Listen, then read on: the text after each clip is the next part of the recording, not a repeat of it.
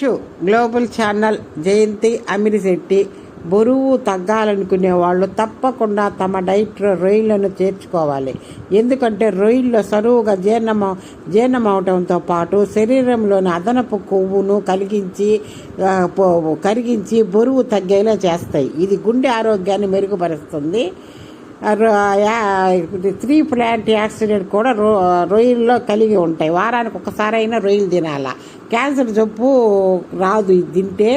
అలాగే దంతాలు ఎముకలు బలంగా ఉండాలంటే కాల్షియం అవసరం అన్న సంగతి అందరూ తెలిసిందే. రొయ్యల్లో కాల్షియం పుష్కలంగా ఉంటుంది. ఇది ఎముకల ఆరోగ్యానికి సహాయపడుతుంది.